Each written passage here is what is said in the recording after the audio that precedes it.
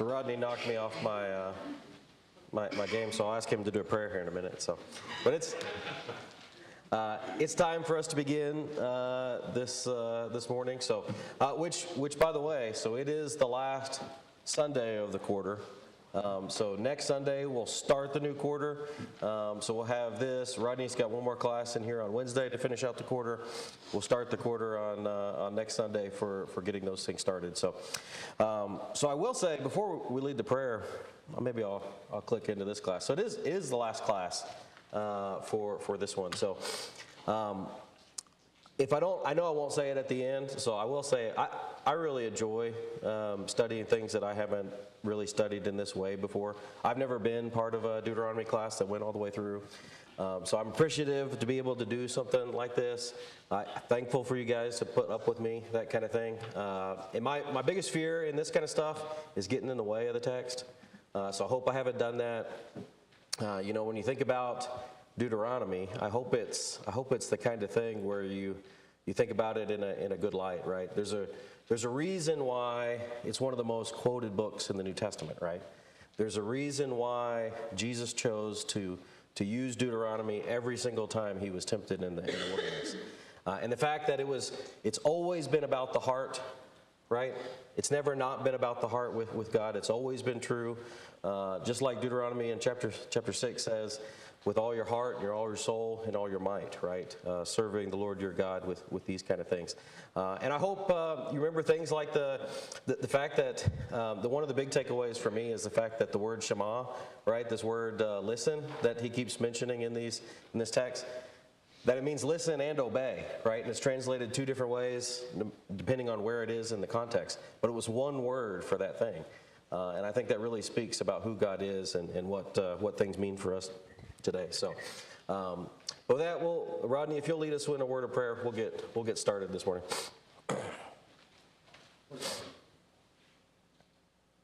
Our most powerful, wonderful, and loving Heavenly Father, we come before you today thanking you for all that you do for us, thanking you for your word and the wonders that it reveals to us of you and your will for us. We realize that you are full of grace and love by the things that we read. We realize that you know we are sinful and yet you still love us and you seek us and you're willing to forgive. Help us to appreciate who you are in our life and who you've always been in this world and to your people, and that we might grow from that from our study here today. Be with Danny as he seeks to teach us, and be with each of us, that we will listen with open hearts to learn more of you. In Jesus' name. So we'll look at this for the last time today, but we're in this last section of Deuteronomy, where today is the only time we're talking about something that's not really a sermon in the same way, right? So we've looked at these three sermons, looking backwards, looking at the current covenant, looking forward with all the blessings and cursings last time. But this is really about, if you were going to name, this section, it's really about passing the torch, right? It's about giving the keys over to Joshua and the Levites, by the way. He kind of gives the law to the Levites, gives the leadership to Joshua in this section.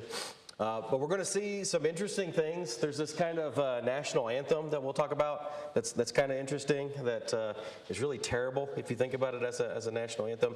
And then you'll see blessings that come, and actually the death of Moses and those kind of things take place in these last four chapters. Yeah, right there.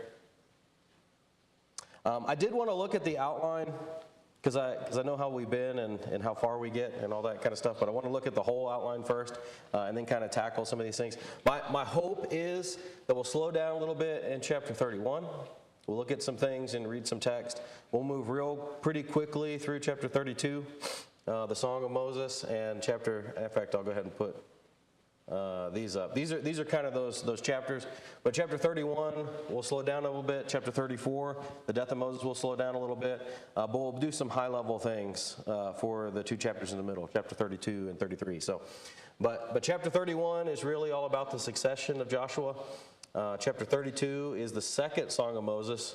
Anybody remember the first Song of Moses?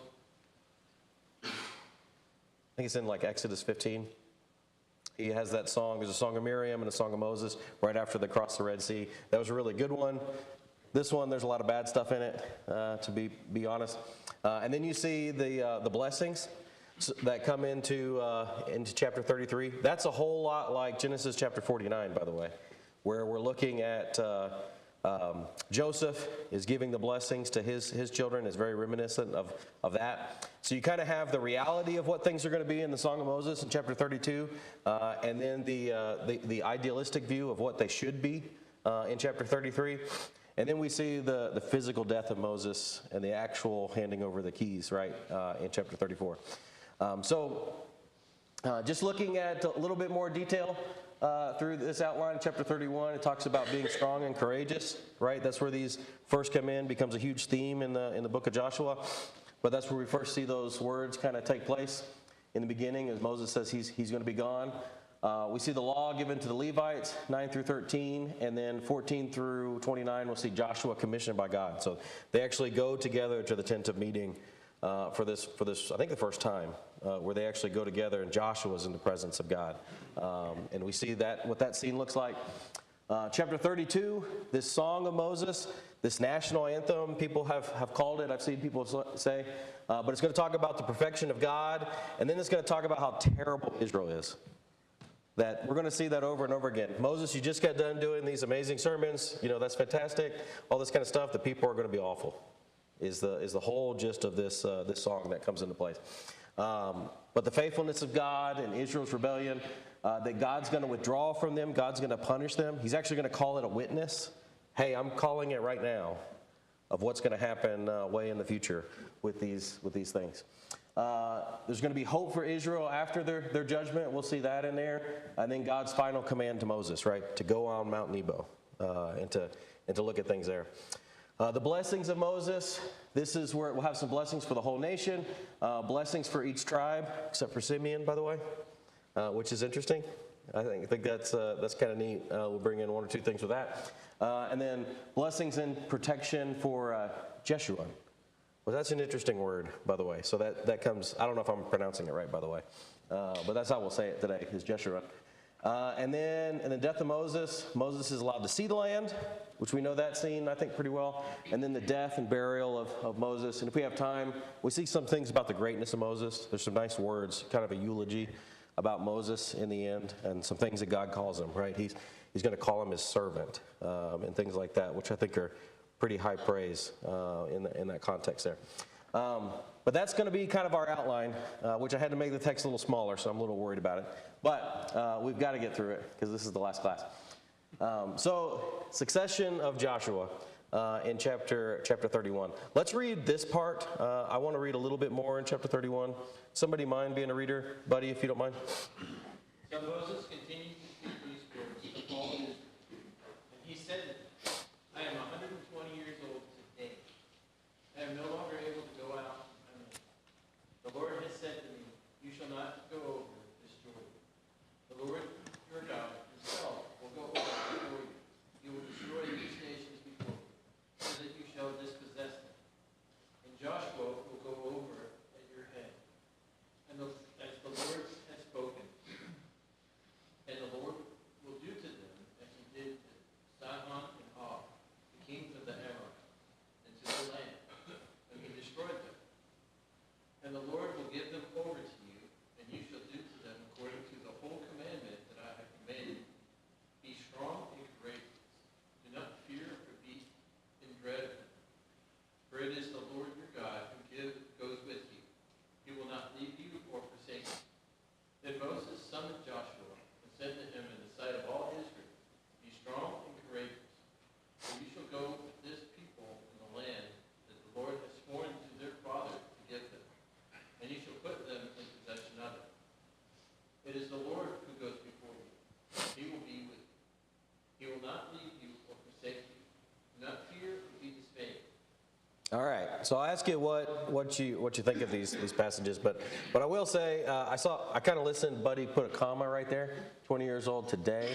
I don't think this is necessarily his birthday, but he's 120 years old, and I tell you, it kind of struck me studying for this one, really how old that is. right, in the context. I think I kind of gloss over that because we know, hey, Moses' life is divided up into 3 parts, and it's 40 years.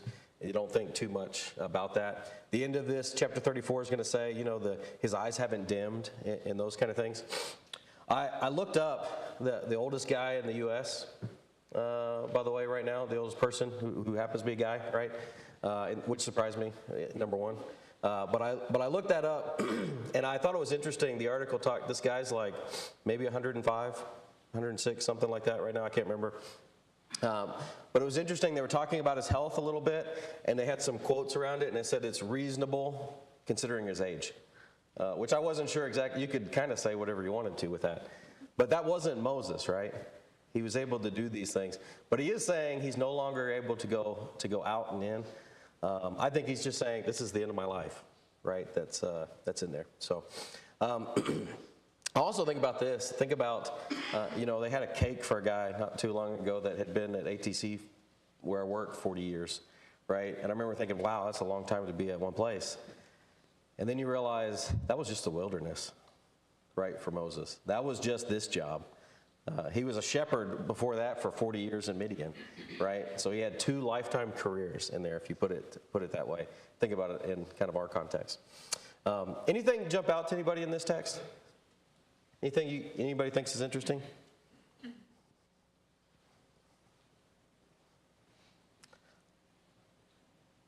I will say this, in the blue, it shows up there okay.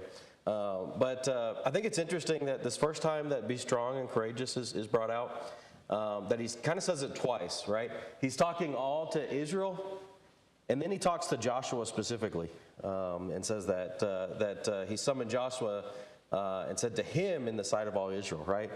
That Moses did this very publicly with Joshua and says, I want you to be strong and courageous. Buddy, and then Rodney. If we read through Joshua, and we know about Joshua's life, I kind of don't get any indication that he wasn't strong or courageous. I don't, maybe before he took over, he was timid, but, or it's just like, hey, strong and courageous, you got this. Well, I think there's a couple things going on. So here in a minute, we're going to see that he brings him in and talks about this, and he goes, Moses, great job. Here we go. You're going to be leading these people, and then the people are going to be terrible. I think he needed some strength. I think above measure, right? On those kind of things. But you notice where the source comes from, right? Where does the courage come from? Where does the strength come from? It comes because God goes before you. That's it. That's where it comes from in these things. That's the source of all of it. Yeah, do you have something, Rodney? Well, it's interesting. I was going to point out that, when he says, it's the Lord your God who goes with you, he will not leave you, forsake you. I mean, they knew this because 40 years they had seen this. Yeah. Experienced this, and yet what's going to follow is, but it's going to be terrible and you're going to reject the Lord. That just is, it's hard for us to get that, and yet, of course you see it even today. Yeah. Nothing's different.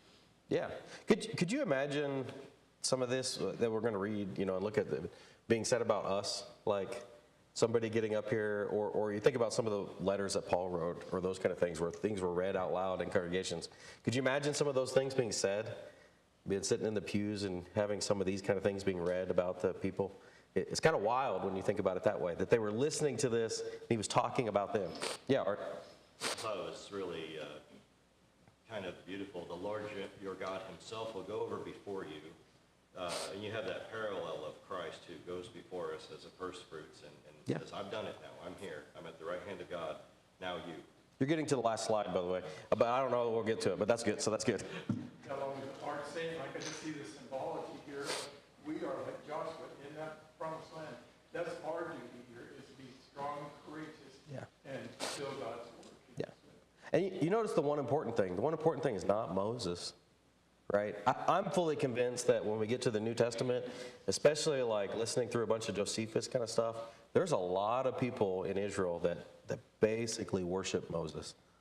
They'd be really mad at you if they heard you say that, but the things that they did were very much worshiping him. and justifying all kinds of things and attributing all kinds of divine things to him in that way, in some of their practices.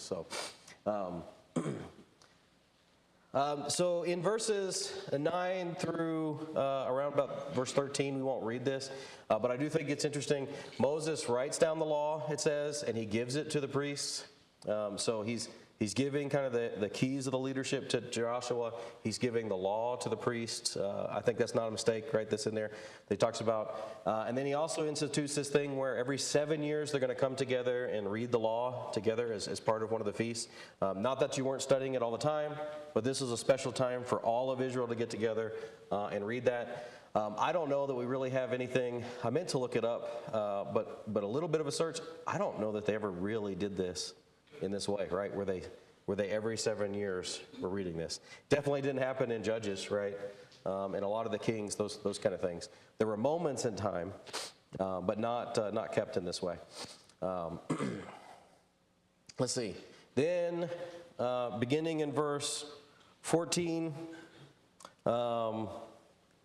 we see. Let's see. Where was that one?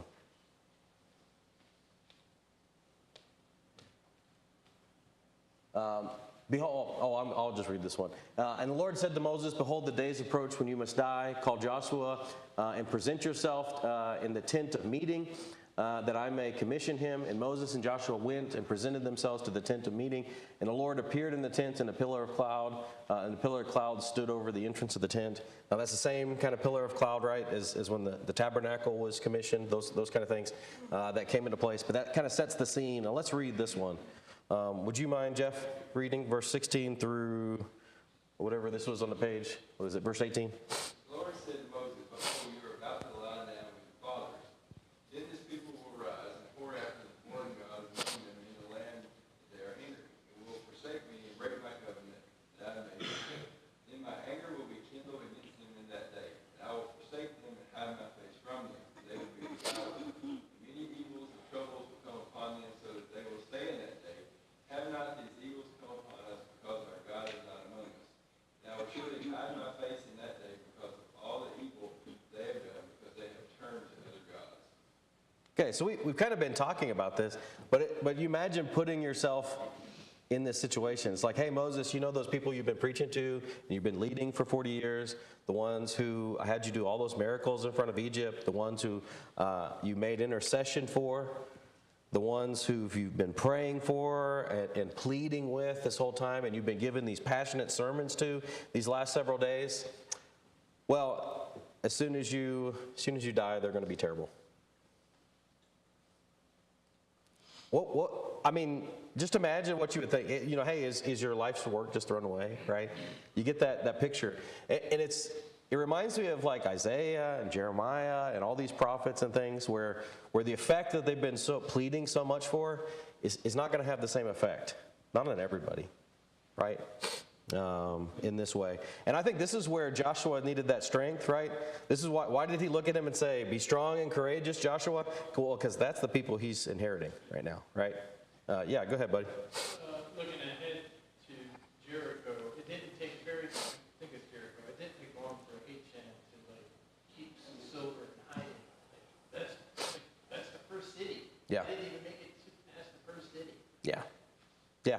Very much so. Like, I think it's that passage we looked at before, you know, woe is the man who says in his heart, right, these rules don't apply to me, I'll be safe, right? That's exactly what happens. We see some of that in Joshua and those kind of things. And by the way, the book of Joshua, I think, is a high point. Like 1 Kings chapter 8 with Solomon. Is it 2 Kings chapter 8? 1 Kings chapter 8? Solomon's building a temple, wherever that is.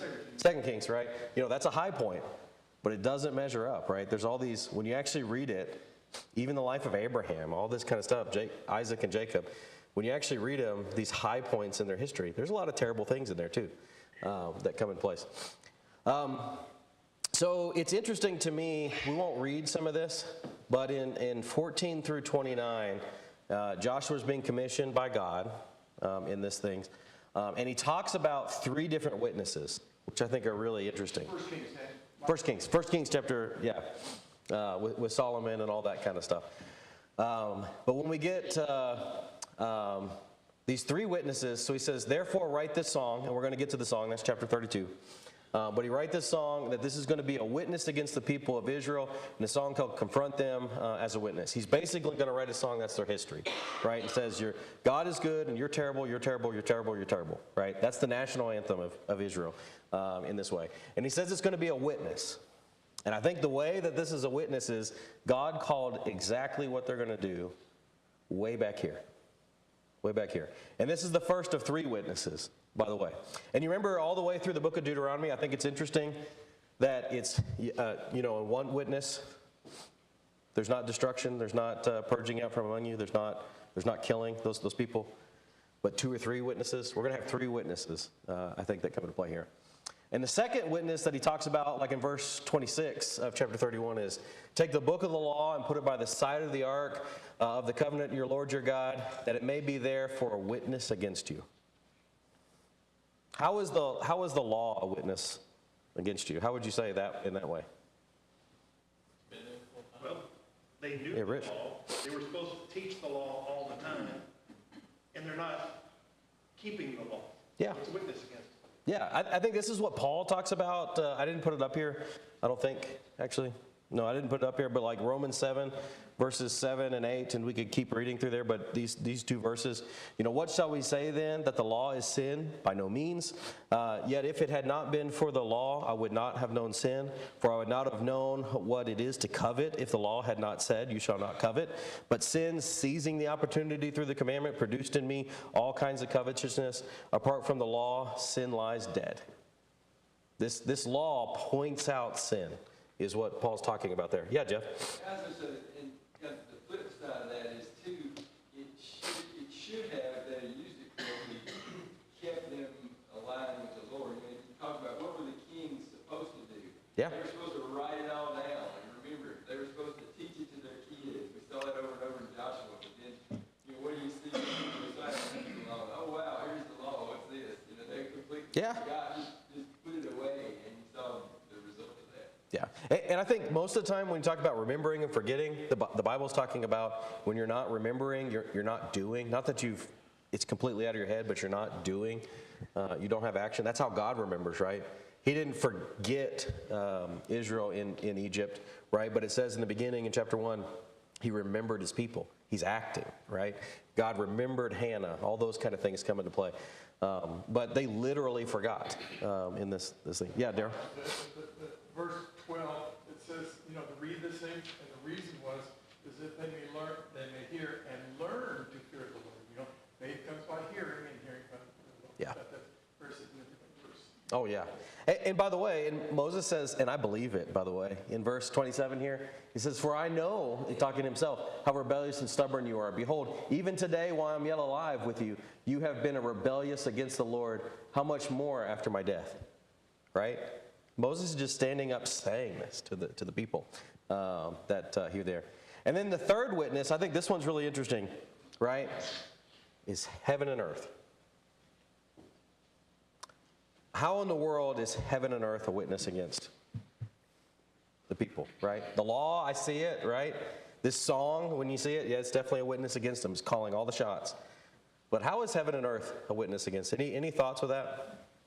He uses it a lot in the Bible. Yeah, he's used it a lot, and actually in Deuteronomy, this has been like the 3rd time, I think, something like that. Any thoughts, buddy? Well, I was,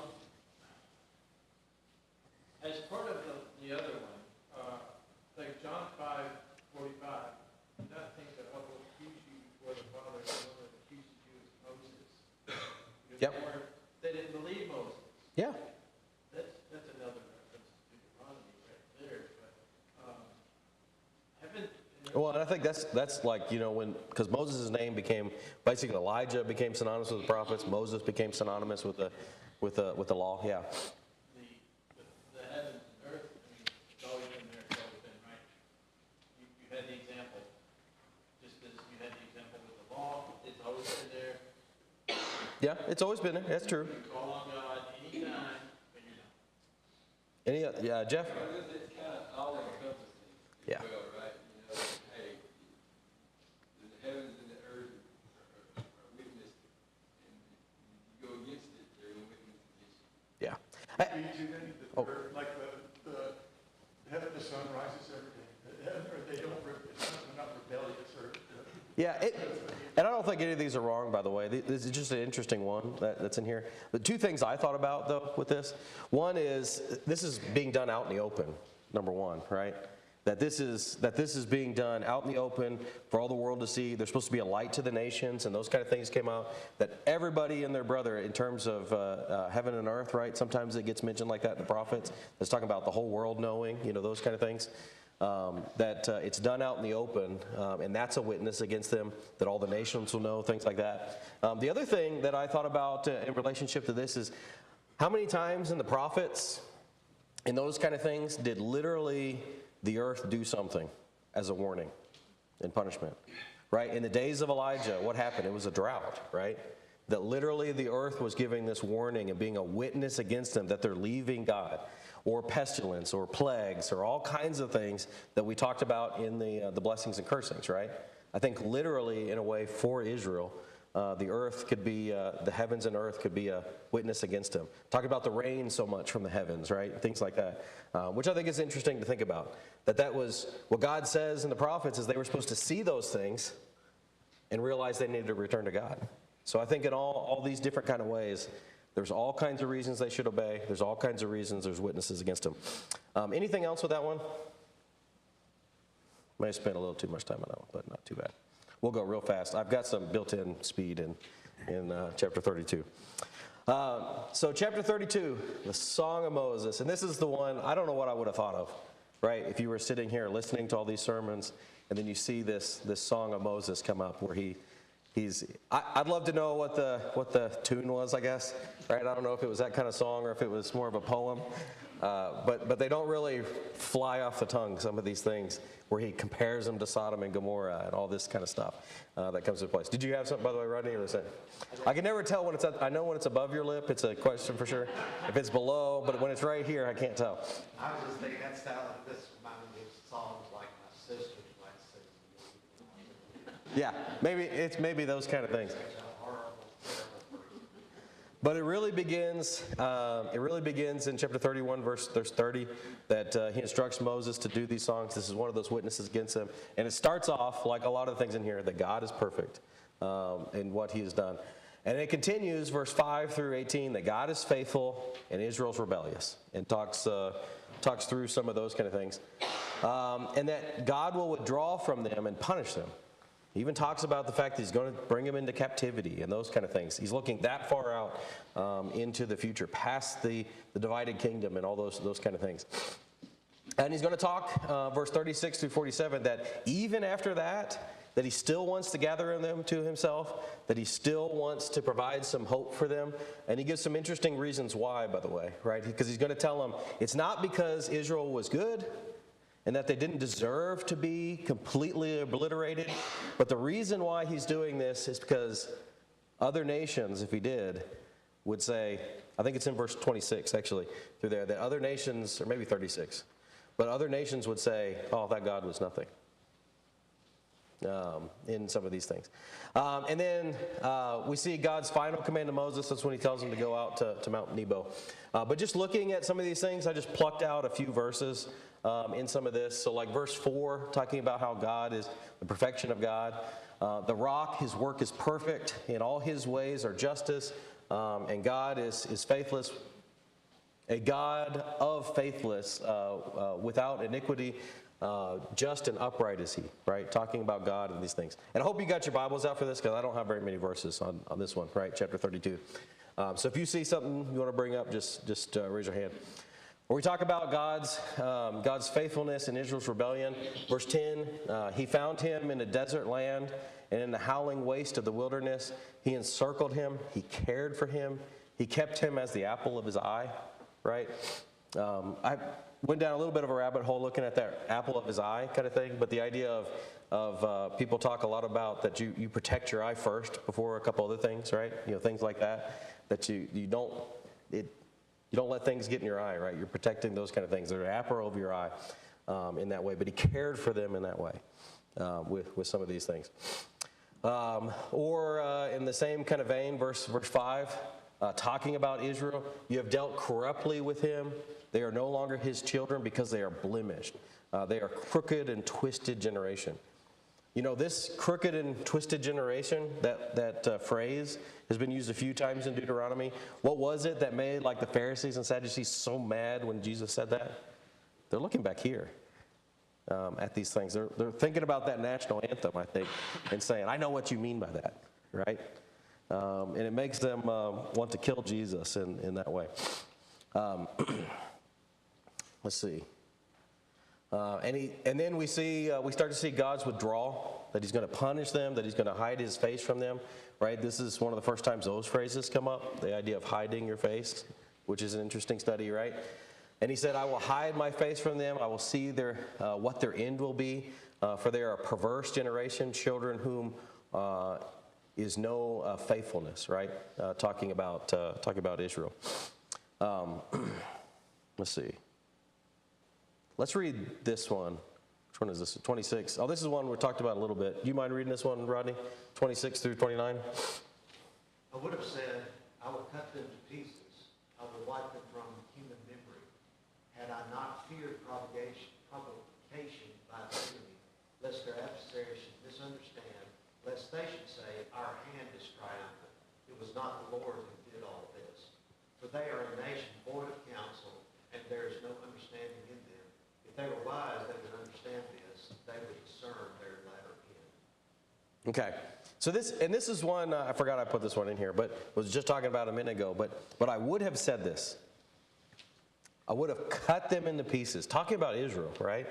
I would have cut them into pieces and wiped them from human memory. You know, we use some phrases like that sometimes. You see people say, stuff, right?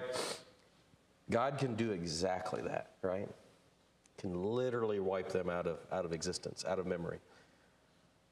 And the only reason he doesn't is because of what these other nations would have said, what their perception would have been about God, because of what his name would have been in that sense. And they should have realized all this, right? They should have been able to see this and look out to the end, but they're so short-sighted, is Israel. We see 32 verses 36 through 38, God will vindicate that there's hope for Israel after these things. The Lord will vindicate and have compassion on his servants when he sees their power is gone. But it's only when after that punishment. It's only when they seek after him. And he's going to say things like, where are their gods, the rock that they were taking refuge in that way. And it concludes this way, right? Where he says, take to heart all these words. Right? Think about this song that he just says to them, this terrible, horrible song. And he tells them, it's no empty words for you, but your very life. It's not a joke, right? When you look at these things. That this is that choice that we didn't do justice to last time, right? The choice of life and death, of obedience or rebellion. This is your very life we're talking about in this sense for the people of Israel. Any comments of those kind of things? Kind of rapid fire, but it's easier to go through it quicker if I only put a few verses on. One interesting theme, I thought this was kind of cool, that seems to be mentioned, like the word rock, I think is talked about 7 times in this song, which I thought was kind of interesting. But you see phrases like this, that the rock, his work is perfect. You notice, by the way, the translators did it, but it was that, at least in most of the Bibles I had, it gets translated with a capital R, on some of these things. But we get into Deuteronomy 32, the honey of the rock, the oil out of the flinty rock. We see the rock of salvation mentioned that they were rejecting in verse 15. We see him talking about the rock that bore you. Take flight unless the rock has sold them. And then they're talking about their rock is not our rock, right? And you can kind of see what you could replace some of these things with. And talking about the other gods and the rock that they took refuge in. All of those references are lowercase r's. But it reminds me of passages like this, which we just got done with not too long ago in 1 Corinthians, right? That for they drank from the spiritual rock that flowed from them, and that rock was Christ, right? You can see Christ in these pictures of that, which I think is pretty neat. in this way. You can put his name in a lot of these descriptions that are in there. I think that's what Paul's pointing out, right? I think very specifically talking about that living water, right, and referencing back to those times in Numbers. Let's see, where are we at on time? God's final command to Moses. He tells him, "I'm going you to go up on Mount Nebo." There's a little bit of debate, by the way, about where, but it's very purposeful. God doesn't want people to know exactly where he's at. So I think it's funny that there's a little bit of debate about what some of these things are. But he has them opposite of Jericho, and he's going to show them the land, but you're not to go in there, right? And he says the reason is because you broke faith. And by the way, I think it's a whole another kind of study thing, but I think it's really interesting to look at the kind of facets of faith and different things in there. But I think it's interesting that you can break faith, right? And I think it points to that idea that faith involves trust. And it wasn't when Moses struck that rock, right, and says, "Why shall we bear with the people anymore?" It's the fact that he said "we," I think, in verse 10 there in Numbers. But it's... But he broke faith not in that he didn't believe in God, not that he didn't have knowledge of God, all those kind of elements of faith that we know of, but it's because he didn't trust in God enough. And that's how he broke faith in this way. And the reason why he wasn't able to go in there. And then, just Numbers 20, where this actually happened. I think that the heart of it right there is, "Hear now, you rebels, shall we bring water for you to this rock," right? Not giving glory to God, not having faith in him enough. That's where he broke that faith. Any comments here? Any of those kind of things? Let me catch up to...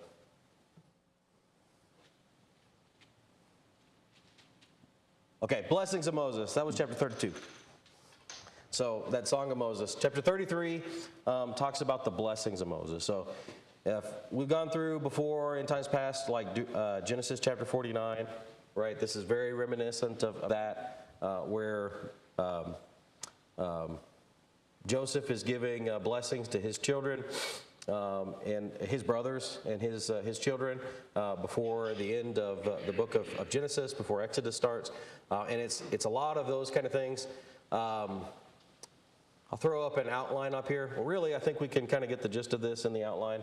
It echoes a lot of those things in Genesis 49, by the way, in terms of the blessings and things. All those things are still true that are coming in place. But verse 1 through 5, talking about blessings mostly on the whole nation. In those things, we see 6 through 25 blessings for each tribe, except for Simeon. That's the one that's not mentioned right there. And we see 6 through 11 is talking about Leah's children. Then it goes to Rachel's children and grandchildren. Why the grandchildren, by the way? Anybody know? Yeah, Ephraim and Manasseh, right? The double portion. So not Joseph himself, but Ephraim and Manasseh. So Rachel's grandchildren. Then it finishes up with Leah's children, verse 18 through 19. And then you see what are they called? Concubines, handmaids that are there. It's Zilpah, Bilhah, Zilpah. It kind of goes back and forth like that in terms of the children they're talking about. And then it talks about blessings and protection for Jeshurun, which is anybody, I meant to mention that. It came up in one of the verses we had. Does anybody know what that means?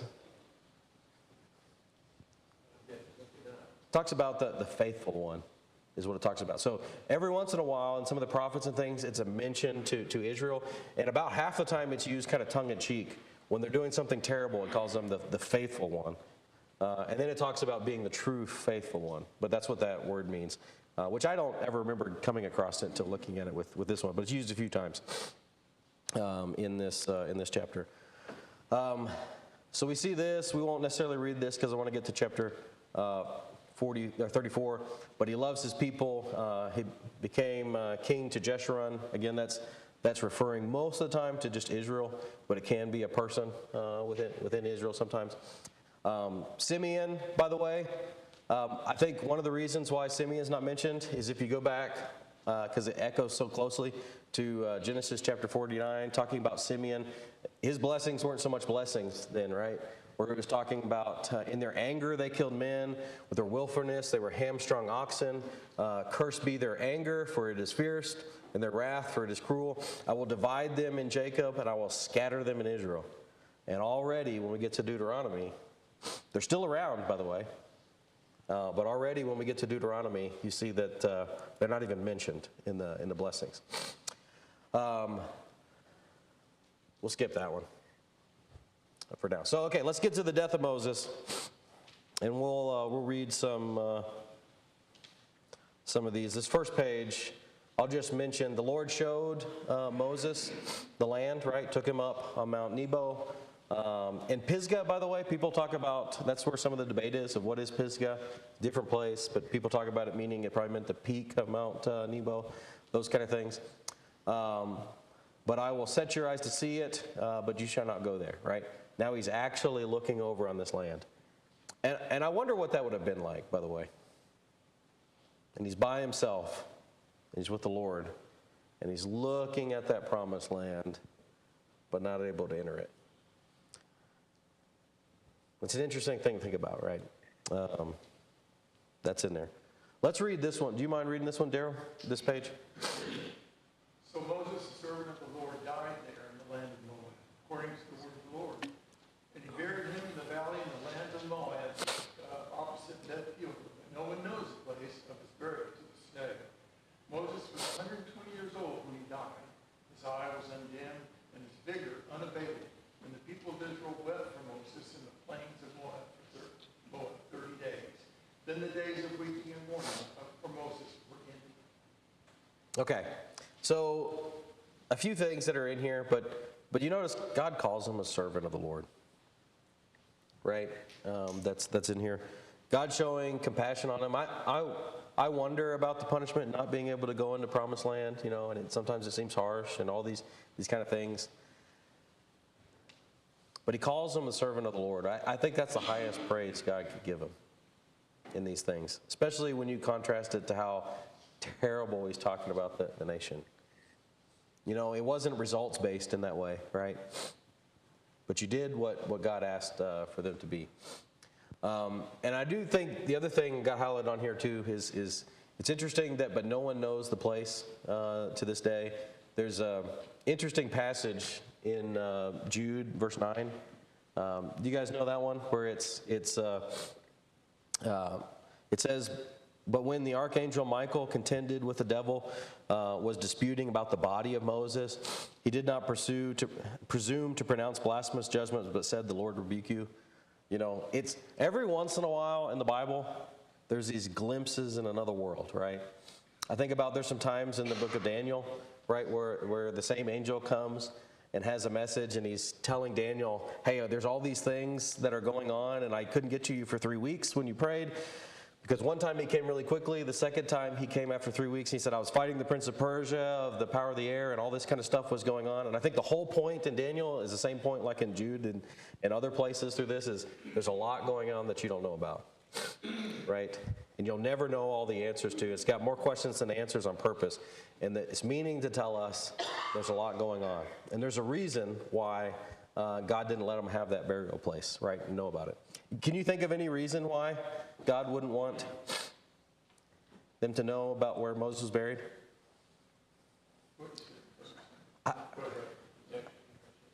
I think somebody would make it a shrine, right? And choose to worship. That happens today. That happens in churches, right? People take places and basically worship them or worship the people that are around it. And then we come back to the idea of, 120 years old, his eyes are not dimmed, his vigor was unabated, he didn't die of old age. At 120 years old, he went home, right? In that way. And I'll read this one. And Joshua the son of Nun, full of the spirit of wisdom, for Moses laid his hands on him so that the people of Israel obeyed him and did as the Lord commanded Moses. And when he has arisen, and there has not arisen a prophet since in Israel like Moses, who the Lord knew face to face, none of whom like him in the signs and the wonders that the Lord sent him to do in the land of Egypt to Pharaoh and to his servants in the land, and for all the mighty power of the great deeds and terror that Moses did in the sight of Israel. No one had risen like Moses, right? And I think these passages like this are why they were still looking, right? They knew it. You know, there were times when, you imagine there was times in Joshua's life where you see like, maybe this he's got some of Moses in him, right? Or there's times where like David, hey, this guy is doing some of the things that we hear about. Or even Elijah and all this kind of stuff that comes into place. But nobody checked all the boxes, right? Until we come to Christ. And that's when we get like Acts 3, verse 17 through 22. We could read more of that. But God foretold with the mouth of the prophets that Christ would suffer and be fulfilled, you know, dropping down to where the blue is. Then Moses said, the Lord God will raise a prophet for you like me, in chapter 18. And from your brothers, and you shall listen to him and do whatever he tells you. Nobody checked all the boxes, right, until we get to Christ, thousands of years later. So that's our class. Thanks again to everybody. We'll stop there.